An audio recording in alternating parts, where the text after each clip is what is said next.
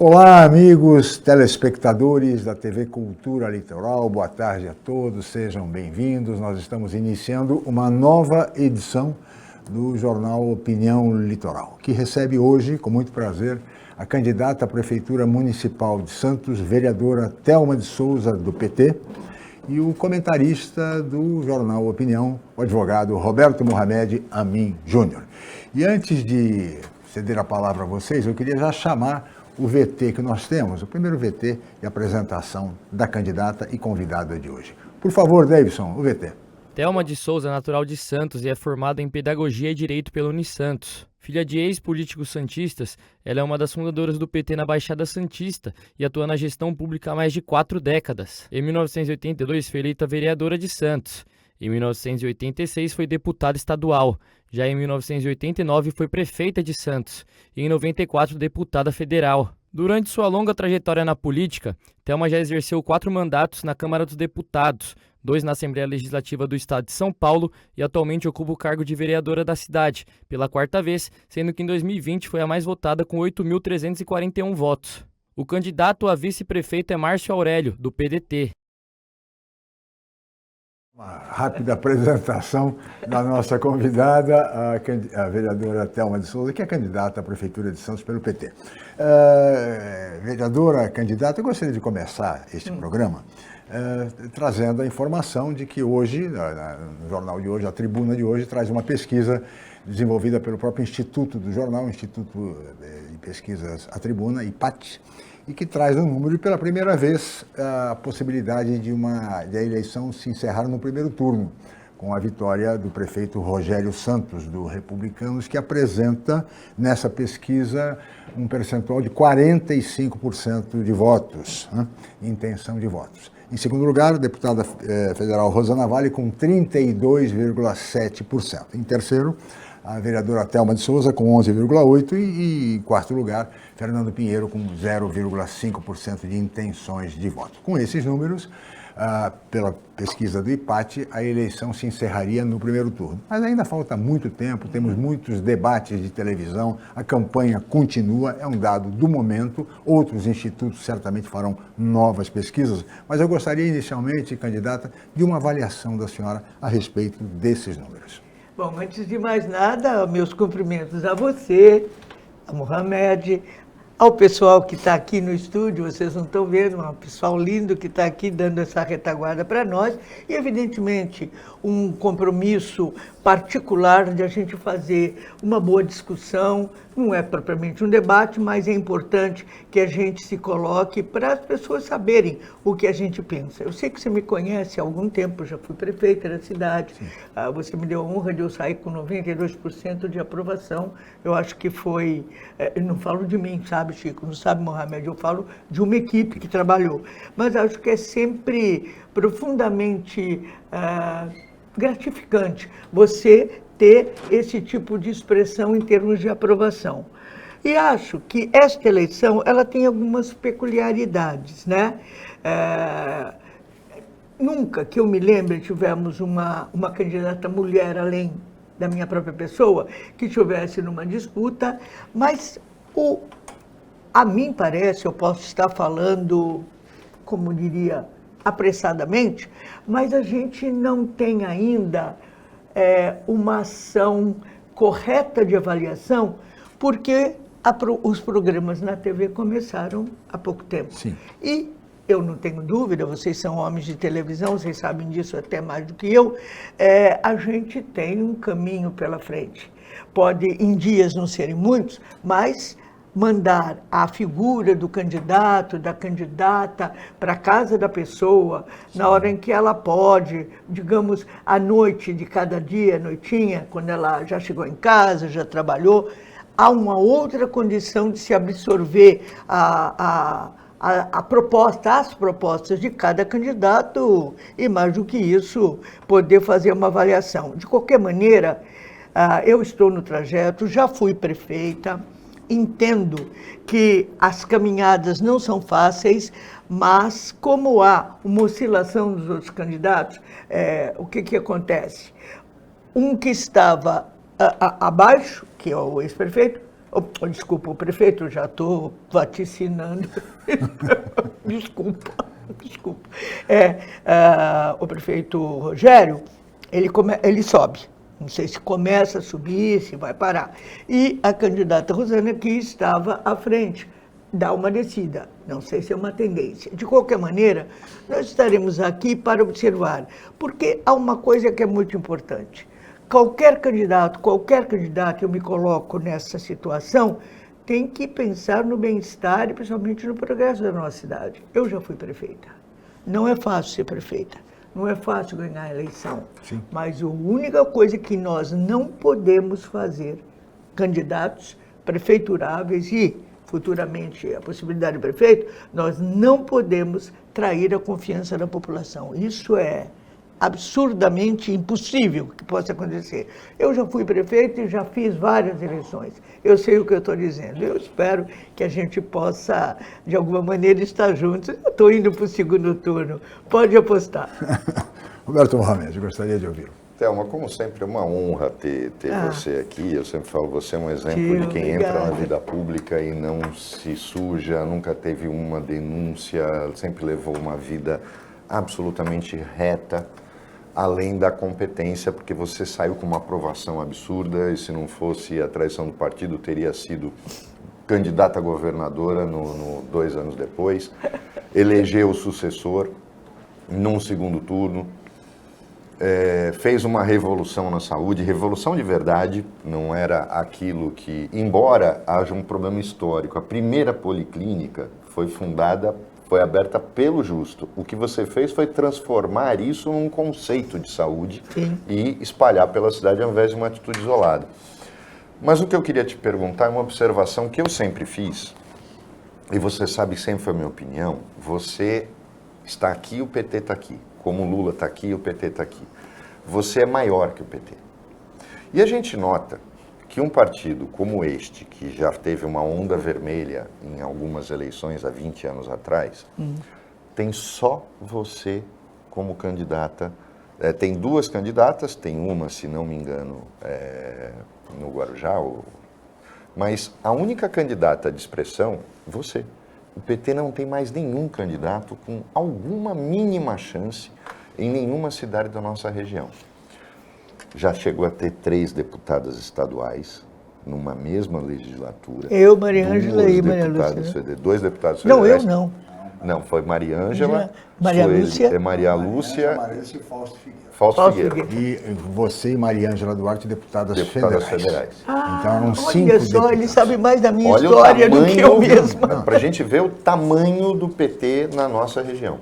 E hoje tem só você com expressão disputando uma eleição. Ao que você acredita isso, Thelma? Essa derrocada do partido na nossa região e essa dificuldade de ter criado novas lideranças para substituir você, Maria Lúcia, Maria Ângela e todo esse pessoal. Candidata, Opa! eu vou pedir a sua licença. Você vai parar. Desculpe interrompê-la, mas nós temos que daqui a pouquinho chamar o intervalo. Temos até o horário eleitoral na sequência, 10 minutos, Opa! obrigatório para a eleição. Eu queria dar tempo para que a senhora pudesse responder essa colocação do Mohamed, importante, de reflexão feita pelo nosso comentarista político, Roberto Mohamed, com relação ao PT e com relação a você mesmo, como liderança política. Para que você tenha um pouco mais de tempo, fique mais à vontade para responder. Nós vamos fazer agora, viu, um rápido intervalo e em seguida teremos o horário eleitoral com 10 minutos determinado pela Justiça Eleitoral para então voltarmos com Opinião Litoral pela TV Cultura Litoral, entrevistando hoje a candidata à Prefeitura Municipal de Santos, Thelma de Souza, do PT. Voltamos já.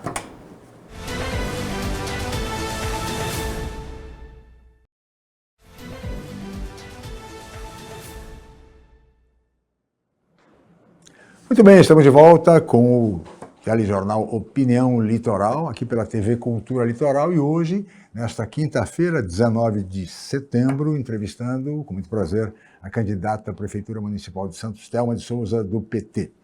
E, candidata, eu gostaria que a senhora respondesse agora a pergunta deixada pelo nosso comentarista Roberto Mohamed no bloco anterior a respeito da sua liderança. O PT, no passado, teve grandes nomes da política santista, que foram deputados federais, estaduais, e hoje o PT está, de certa forma, reduzido à sua liderança, que, segundo o Mohamed, é maior do que a do próprio PT. A que a senhora atribui essa reflexão? Bom, antes de fazer essa reflexão, eu tenho que fazer uma banalidade aqui. Quando você falou as datas, eu me lembrei que daqui a 10 dias eu faço aniversário. Oba! Eu sou de 29 de setembro, uma libriana convicta, né, Chico? Bom, assim, acho, como todas as agremiações, mas também como todos os coletivos, o PT... ainda mais por ser um partido que nasceu da oposição, por um sindicalista lá na região do ABCD, melhor dizendo, ele também sofre essas injunções. Nós pertencemos a uma região que tem cortes mais conservadores e nós não podemos estar livres disso. Eu penso que o fato de nós existirmos, de eu ter sido prefeita, ter feito sucessor, isso já é, de alguma maneira, um tento para nós. Porque, como nós somos, o nome diz, Partido dos Trabalhadores, nós temos um carimbo desde o nosso nascimento e desde a nossa concepção original. De qualquer maneira, o PT, como qualquer partido, eu e o partido não existimos apenas ou principalmente ou só para ganhar eleições. Nós temos propostas, a eleição é um momento muito oportuno, muito singular e muito adequado para fazê-las, e as propostas, Chico, Mohamed, elas não passam, elas ficam para além da eleição que você tem. De qualquer maneira, é mais fácil você pertencer a um partido do establishment, do status quo, da situação, do que você pertencer a um partido contestador. Veja, eu sou mulher. Essa relação política-mulher, como é, e eu estou falando, as mulheres sabem disso tanto quanto eu, ou até talvez mais, não é uma relação fácil. Eu sou filha de pais políticos. Meu pai foi político, foi cassado em 64, meu pai foi vereador, foi presidente da Câmara de Santos, teve 4 legislaturas. Você não chegou a pegar meu pai, né? Não. Não, então, mas pegou minha mãe? Não. Sim. É o finzinho. Bom, de qualquer maneira, por que eu estou dizendo isso? Porque lá em casa eu brinco que é monarquia, né? Meu pai, minha mãe, eu sou filha única, fiquei de alguma maneira com, aspas, a herança. Mas é muito difícil fazer política. Ainda mais, imagina, eu sou de um partido cuja origem é operariado, é o Lula. Você imagina, se hoje nós temos algumas dificuldades em função das nossas posições, algumas são objeto até de grandes discussões na questão política, imagina aquela época, né? O Chico me acompanhou em grande parte da minha trajetória política, o Mohamed ele não tinha nascido ainda, viu, gente? Por isso que como repórter do saudoso jornal Cidade de Santos. Quem pode falar isso, senão vou achar que você tem 200 anos, Mohamed. Mas voltando aqui, um pouquinho de brincadeira na hora do almoço faz bem. Eu acho que há conjunturas e há conjecturas, e eu acredito, sabe, Chico, Mohamed, que eu tenho me mantido. E eu tenho, de alguma maneira, contribuído como liderança, ou como vereadora, ou o posto, ou o cargo que eu tiver. E acho que é isso que eu vou fazer nessa eleição. Ajudar a Rosana, veja bem, a Rosana Caruso. Alô? Atenção, risadas gerais aqui no estúdio. Eu vou... Explicando que Rosana Caruso é candidata em São Vicente, a prefeitura de São Vicente. Muito obrigada, Chico. Como sempre, um gentleman, ali naquela elegância. Então, a Rosana Caruso é a nossa candidata em São Vicente. Em São Vicente, prefeitura de São Vicente. É irmã do querido Renato Caruso, que já se foi, né, lamentavelmente. Mas nós estamos aí para essa possibilidade de ganhar a eleição, que não é remota, não. Eu falava aqui no início, antes do início do programa, que as oscilações vão começar a aparecer agora, porque agora os programas de televisão estão começando aí ao ar. E é o que o pessoal começa a assistir em relação à eleição. Vamos combinar que não é o melhor dos divertimentos você chegar em casa cansado do trabalho à noite e ligar a televisão para ver um cidadão ou uma cidadã falar coisas que ou você não acredita ou você desconfia. Então, e quem é repórter, jornalista, sabe disso, né, Chico? Dever de ofício nós temos que assistir, né, Roberto? É dever de ofício. Bom, mas eu também, né? Claro. Por dever momentâneo da eleição. Não, mas eu sempre tenho que ver. Eu sou política, claro, não tem claro. saída. Mas, resumindo, eu acho que estamos num processo, ele começa a ter robustez agora, e eu tenho certeza que essa caminhada vai me pôr no segundo turno. As pessoas me conhecem, sabem dos meus defeitos, que os tenho, mas também sabem das minhas qualidades. Eu não teria saído com 92% se eu não falo de mim, eu falo de uma equipe, não tivesse sido boa, contento para chegar a essa margem, quase 100%. Obrigada pela pergunta, viu, Mohamed? Você foi prefeita numa época, e eu vou juntar esporte com educação nesta pergunta que eu vou fazer agora. Você, quando foi prefeita, a gente ainda tinha a educação física em todas as escolas municipais e nas escolas particulares também, nas estaduais, como a fonte do esporte básico, o esporte de formação. O Brasil hoje investe muito no esporte de alto rendimento, mas muito pouco na formação de atletas. Aliás, acho que mais ou menos é uma trajetória, né? O Lars Grael, ele atribui isso ao momento em que o esporte sai das escolas e fica restrito aos clubes. Porque a escola era a verdadeira formadora. E a gente vê que a maior potência olímpica do mundo, que são os Estados Unidos, o esporte é praticado nas escolas e não nos clubes. Basquetebol lá. Você acha que seria possível, porque tem gente que acha que isso é anacrônico, mas você acha que seria possível fazer uma verdadeira revolução na educação, trazendo o esporte novamente, mesmo que secretarias diferentes, mas trabalhando juntas, para que o esporte voltasse para a escola, ou você acredita que hoje é muito difícil fazer essa reversão? Bom, por partes. Tem um ditado latino, mens sana in corpore sano. Não dá para você ter uma ação intelectual bem encaminhada, bem alicerçada, se você não tiver uma base real. Eu penso que a questão do esporte, Mohamed, ela vai para além das escolas.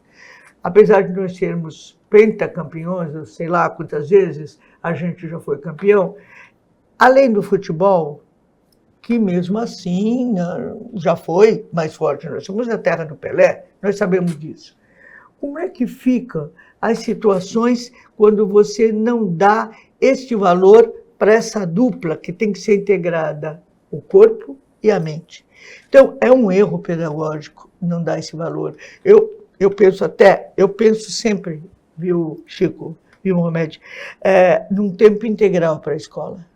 E um desses períodos poderia ser, para não misturar, possivelmente, a parte de educação física ou de esforço físico com a parte mais intelectual, porque tem o suor, tem essas condições, você poderia fazer tomada de posições no tempo real em que isso fosse dividido. A criança ficaria um tempo maior na escola, teria uma educação muito mais ampla e eu acho que todos sairíamos com vantagem. E, é claro, você já estaria fazendo a preparação para os esportes. Eu não falo só do futebol, que já está na nossa raiz, o Pelé que o liga, mas eu falo da concepção de se valorizar o que os latinos, o Lácio, né, a origem da língua latina, chamava de mens sana in corpore sano. Mas eu vou estar lá, a gente vai dar um jeito disso aí. Aliás, Roberto, só um detalhe. Nos Estados Unidos, no ensino médio,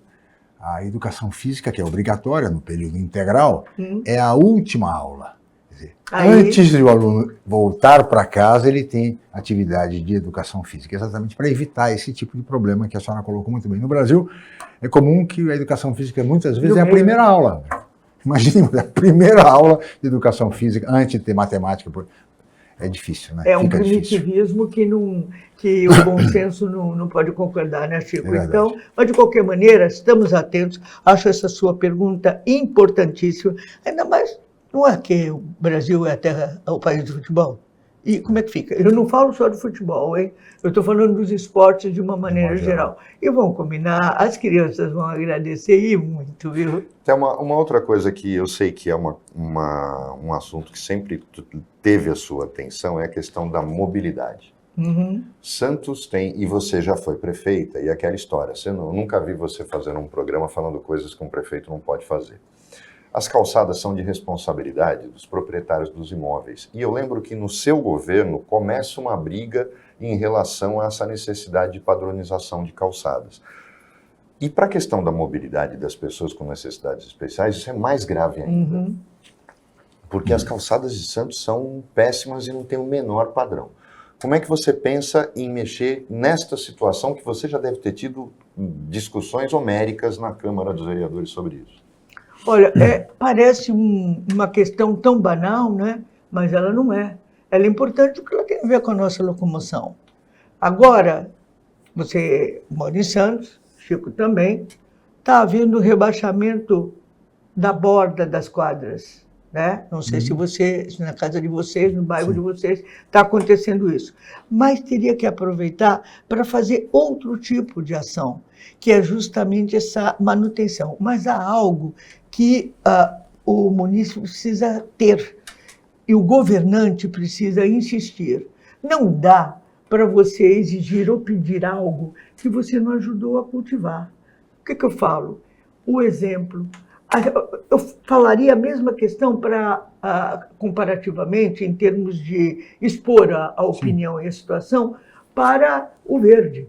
Então, você tem que cultivar essa boa situação urbana, porque a cidade, alguém já falou antes de mim, é uma selva de concreto. E se você não amenizar com algumas situações, é impossível, até porque no calor, e nós temos um calor abrasador, o asfalto borbulha, né? Então vamos dar um jeito nisso também. Candidato, eu vou pedir sua licença, Roberto, vamos para mais um rápido intervalo e voltaremos em seguida com o Jornal Opinião Litoral.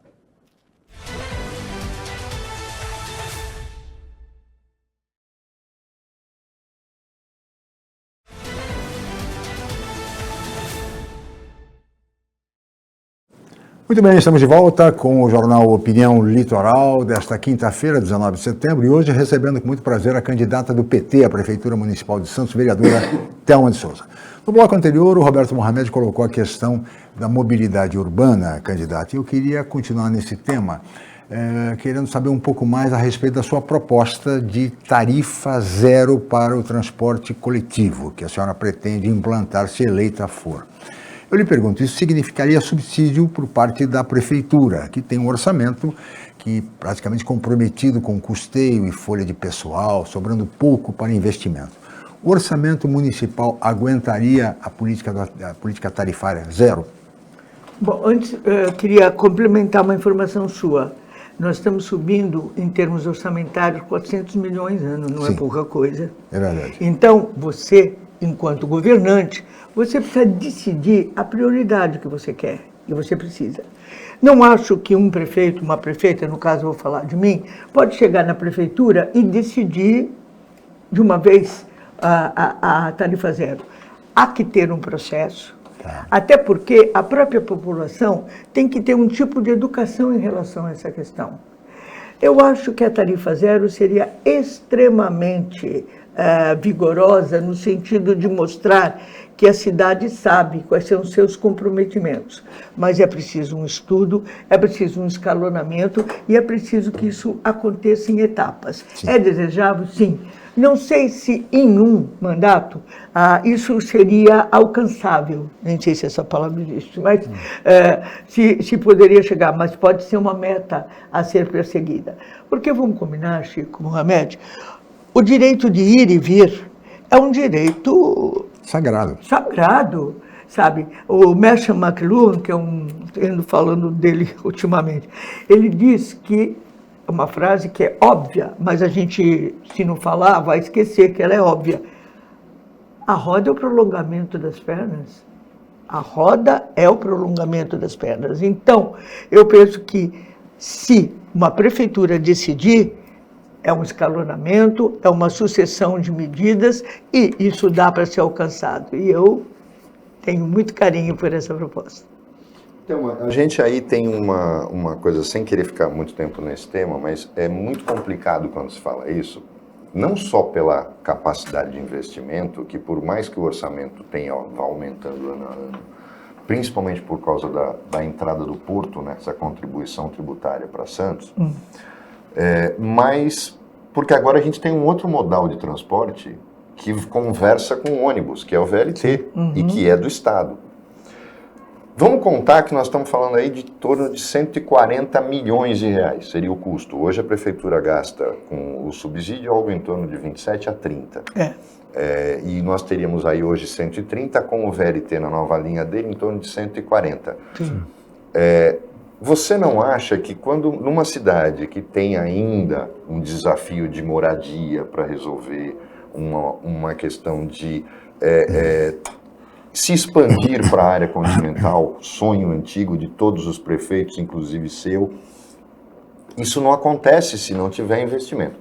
Você não acha que é uma questão de prioridade, que você iria comprometer uma boa parte da capacidade de investimento só numa bandeira de tarifa zero? Que não existe, eu acredito que hoje, em nenhum município brasileiro. Eu acho que Macaé tem, no Rio de Janeiro, posso estar enganada. São 10, minha assessoria ali está dizendo que são cerca de 100. Olha, é pouca coisa. E o que acontece, vou falar das nossas, né? Você sabe que é por volta de 2% o impacto no orçamento.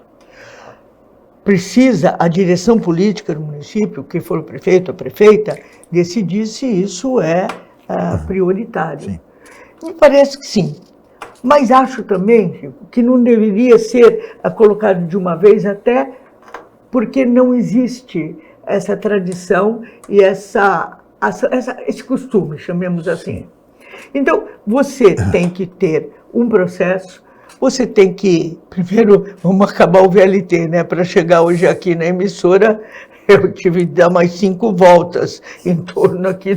Eles estão rindo, mas é verdade, porque e as ruas são estreitas e a gente não conseguia chegar. E não consegue chegar. Eu falei, meu Deus, o tal da opinião vai começar sem mim. Mas acho assim que a gente precisa saber das prioridades e ir e vir é sagrado. Às vezes, quando eu era prefeita, eu pensava assim, puxa, hoje é domingo. Tem transporte grátis. Eu pensava, sabe, Mohamed, quantos netinhos e netinhas e famílias estavam se visitando, indo ao hospital, ver ao lazer. Ao lazer, domingo. O lazer, né, gente? Vamos brincar de cidade evoluída? Eu acho que é possível, mas o governante precisa querer. Mas eu insisto a você, o impacto em relação a todos os impactos que nós temos no orçamento, é de volta de 2%, para mais ou para menos. Então, eu acho que dá para fazer, mas é um processo, não é de uma vez, é um processo. Então, uma das coisas que eu tenho uma admiração por você, que não tem limites, é porque você teve a visão de plantar a semente de uma política, uma rede de seguridade social em Santos, que até hoje é reconhecida lá fora, e na nossa região não tem nada parecido. Santos tem público, desde psicólogo, assistente social, núcleos de assistência, a única cidade que trata, por exemplo, crianças com autismo, deu à luz, graças à sua intervenção no Anchieta, um projeto lindo, que é o Tantan, que trata com crianças com síndrome de Down e deficiência.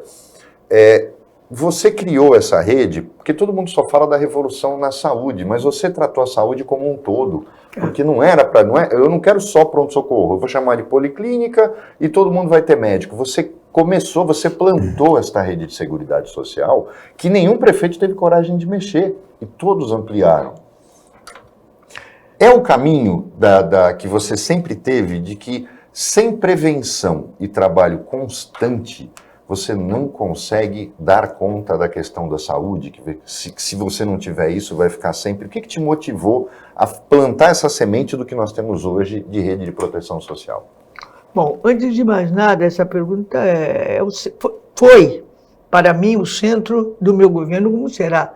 Saúde é saúde, né, gente? Se você não tiver as respostas, o cidadão, a cidadã pode ir a óbito e não se quer. Mas eu tive, a vida quis, um secretário de saúde fora do comum, né? O doutor Davi Capistrano, com os prós e contras a respeito da personalidade explosiva que ele tinha, ninguém pode negar a ele a capacidade de gerenciar as questões da saúde. Eu tenho certeza que se vivo ele estivesse, o câncer o levou antes dos 60 anos, um absurdo, um talento daquele, ele teria sido ministro do Lula. Eu não tenho dúvida que ele estaria nessa posição. É uma pessoa de nome internacional, né? Então, quando eu falo em saúde, eu quero dizer basicamente da prevenção. E prevenção, Mohamed, vem desde a alimentação na escola, cuidados com a parturiente, estou jogando várias questões, ou uma visão que seja ao mesmo tempo moderna e amorosa para com as pessoas. Você não pode estar numa cidade onde as pessoas ainda podem ter tuberculose. Entende? Onde há casos. Santos tem muitos casos de tuberculose ainda. Você entende? Sim. Como você tem tuberculose? Alô? Isso aí já foi erradicado, mundialmente falando, há tanto tempo. Então, a saúde, para mim, é o toque, é o cordão para tudo, é a resposta. Porque a partir da saúde, você vai continuar. E aí, quando a gente fez o modelo, é um modelo cubano, sabe? E eu falei se era um modelo cubano ou africano, porque eu achei que, ideologicamente, ia pegar. As pessoas iam se apegar, até para fazer oposição a mim ou ao governo, ia se pegar nessa questão. Mas acho que o conceito de policlínica é interessantíssimo. À minha época, para cada 20 mil pessoas da nossa cidade, a gente tinha uma policlínica. Então, a gente estabeleceu geograficamente que isso acontecesse por bairros. Hoje, alguns bairros estão mais adensados. Sim. E a gente teria que fazer uma revisão no desdobramento dessas possibilidades, mas que é um conceito correto, é um conceito que fica próximo da pessoa. E o que é uma policlínica? É bom a gente lembrar. É um lugar, uma clínica, ela já disse, que tem o geral, tem um clínico geral, você tem o gineco-obstetra para os parturientes, você tem o cardiologista, e eu tive a audácia, até porque eu pessoalmente venho de uma família bastante traumatizada com a questão dentária, a gente colocou odontologia. Porque, vamos lá, né? Sem sorrir não dá, né? Verdade. E aí, só tem dente nesse rosto. E a gente precisa fazer o bom e melhor para as pessoas. Candidata, a população, por pesquisa e tudo mais, reclama muito da questão da especialidade. Uhum. O exame, não da policlínica, mas do Ambesp, do ambulatório de especialidades, que um exame, por exemplo, de endoscopia leva um tempo, 6 meses para ser resolvido. De que maneira a senhora pretende enfrentar esse problema do exame na ponta de especialidade? Chico, antes de mais nada, valorizando o setor. Se você não valoriza isso tem inferência na seguinte questão: quantos profissionais são necessários? De que perfil? Para qual situação? A incidência do que na nossa cidade? Por exemplo, na traumatologia, as pessoas estão caindo muito por causa das calçadas. Por exemplo, tuberculose, do que se trata? Então, fazendo-se um diagnóstico a respeito dessa situação, você pode caminhar. Agora, uma coisa, eu digo, é um jargão, a saúde tem pressa. Claro. A saúde tem muita pressa. Como eu já fui prefeita e esta lição eu cumpri, eu quero crer que dessa vez vai ser mais e melhor, porque essa situação eu já vivi pessoalmente e soube resolver. E a população que nos assiste sabe disso. Muito bem. Eu vou pedir a sua licença mais uma vez, candidata Roberto. Vamos para mais um rápido intervalo, mas nós voltaremos para mais um bloco do Jornal Opinião Litoral, aqui pela TV Cultura Litoral. Voltamos já.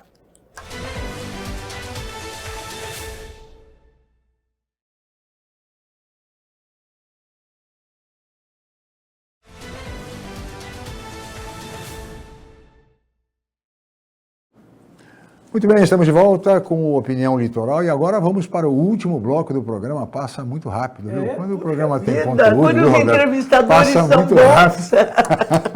É assim. Estamos recebendo a candidata à prefeitura pelo PT, Thelma de Souza, hoje aqui no programa, nesta quinta-feira, 19 de setembro, juntamente com Roberto Mohamed, nosso comentarista. Roberto, por favor. Então, uma das questões que eu sei que é muito cara para você também, porque foi no seu governo que a gente teve a emancipação de Bertioga, mesmo assim ainda sobrou muita área na área continental para Santos.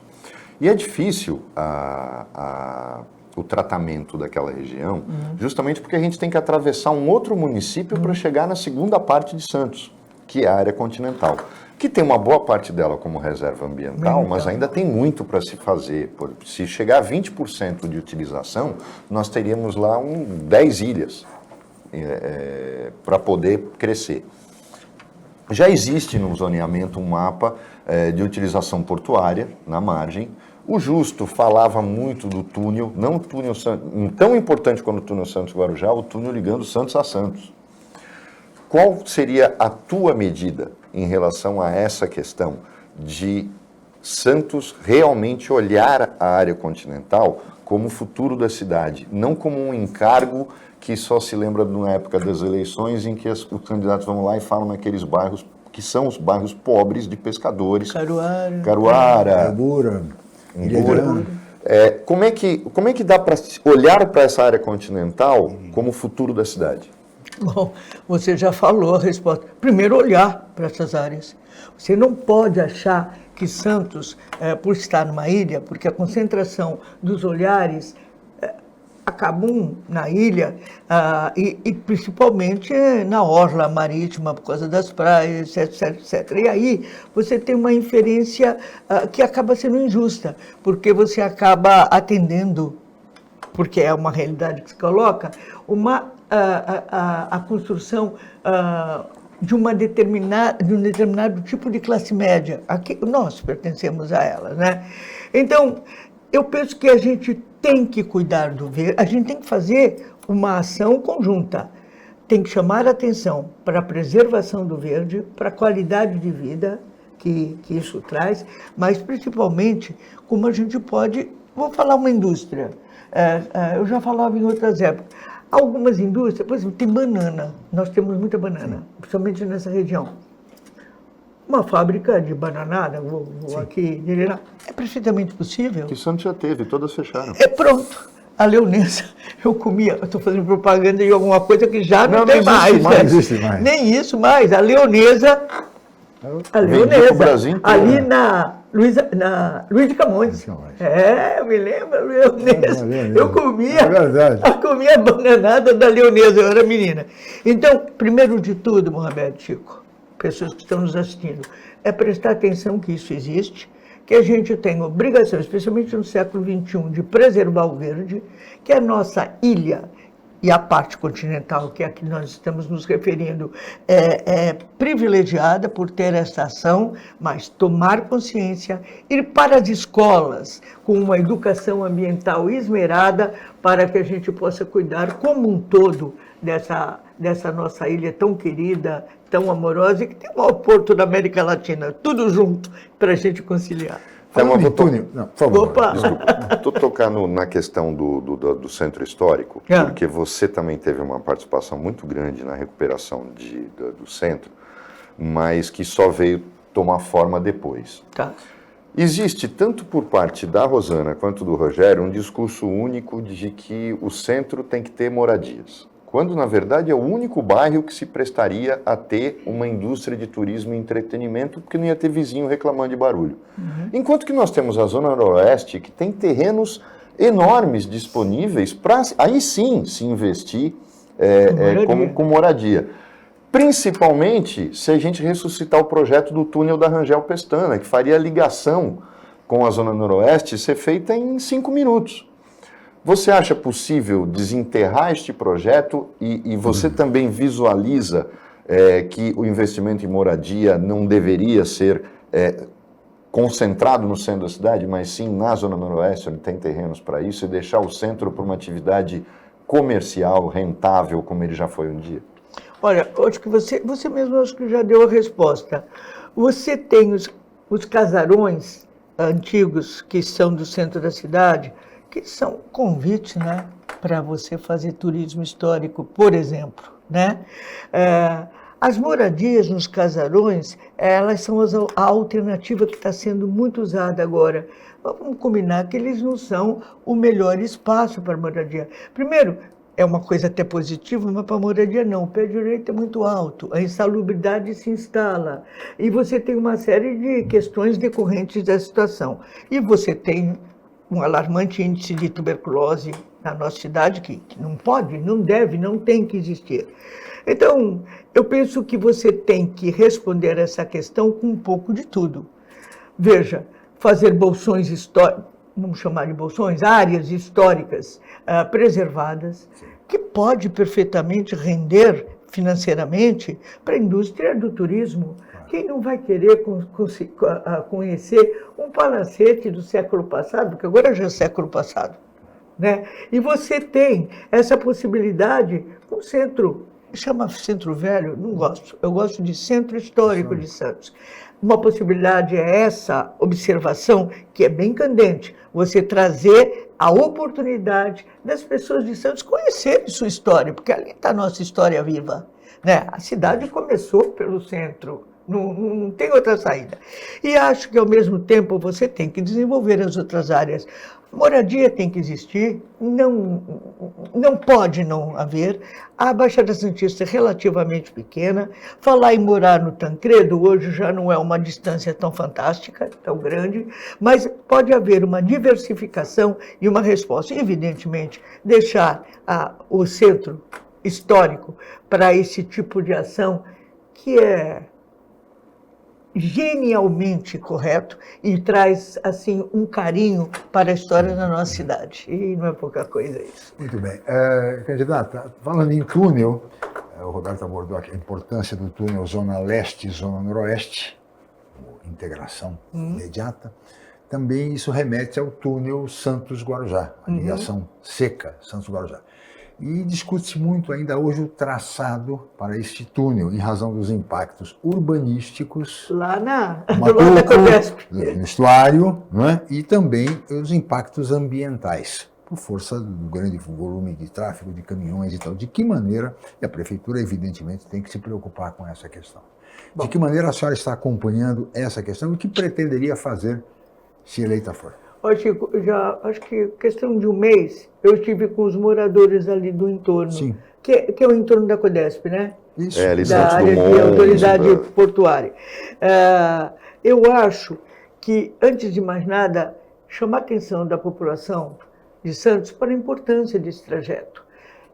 Até onde eu sei, pode ser que já tenha alguma outra alternativa. Há 2 traçados. Sim, 2 traçados. Um do governo do Estado, que faz desapropriações, e um do governo federal que não faz desapropriações. Que é da autoridade portuária que não faz. Olha, nós temos a resposta aí. Já tem um traçado que poupa desapropriações, que as pessoas não terão esse impacto, e que vai ser necessário. Então, como já tem uma solução, acho que é um problema que já está encaminhado. Mas o impasse está no fato do VLT.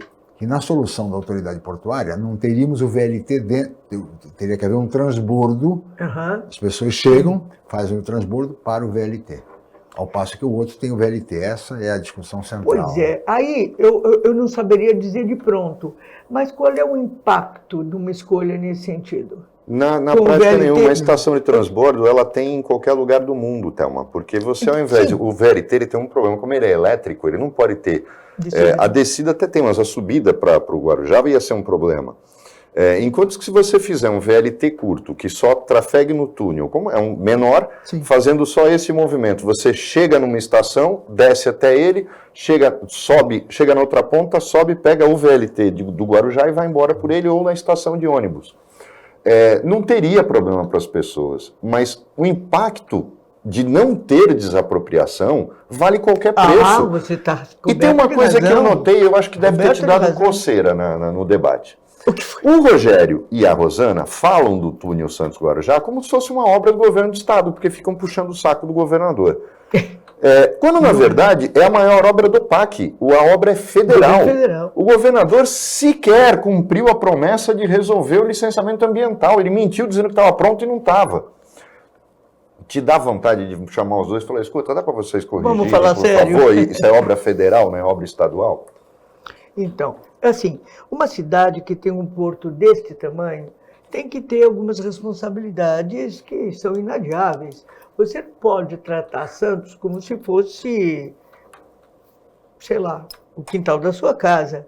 Então, o governante, e eu já fui prefeito, eu sei dessas decisões, ele tem sempre que decidir. Muitas vezes não é confortável essa decisão, mas o governante tem que decidir o que é mais aprazível, mais adequado, mais confortável para a população. Nem sempre o custo-benefício é equilibrado, mas nada vale mais do que o conforto da população. Então, isso que você citou, você mesmo já deu resposta. O Chico estava aqui falando, claro.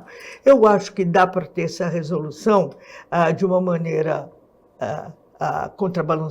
contrabalançada, mas principalmente ela precisa existir. A decisão precisa existir, mas do jeito que está acontecendo, existe o debate e o encaminhamento para a solução não existe. Precisa ser feito, tem que ser feito. É bom para a economia, é bom para o morador, é bom para a cidade, é bom para a região, gente. Claro. Nós estamos no maior porto da América Latina, então tudo que for positivo para esse desenvolvimento e trazendo ainda consequências positivas para a cidade e para a região, a gente tem que fazer. O prefeito tem que fazer, a prefeita vai fazer. Muito bem. Candidato, teríamos mais a conversar, mas temos limitações de tempo e vamos chegando ao final. Tá certo? Muito obrigado pela sua participação, candidata Thelma de Souza. Eu que agradeço você, Chico, você, Mohamed, mas lógico, agradeço principalmente você, que nos acompanhou até agora, no dia de hoje. Eu me comprometo com toda certeza, isso eu tenho feito em todos os programas, em todas as possibilidades que eu tenho tido, de fazer uma governança, uma prefeitura mais e melhor do que já fiz. Você me conhece. O que eu falo, eu faço. Já fui prefeita, já passei pelo crivo. Eu sei que eu tenho a sua confiança. Então, no final, como não é proibido, eu peço seu voto para eu poder estar lá na prefeitura a partir do ano que vem. Um beijo. Bom final de semana. Muito obrigado, candidata à Prefeitura Municipal de Santos, Thelma de Souza. Muito obrigado a Roberto Mohamed pela participação no programa de hoje. Estaremos de volta amanhã em mais uma edição do Opinião Litoral. Muito obrigado e até lá.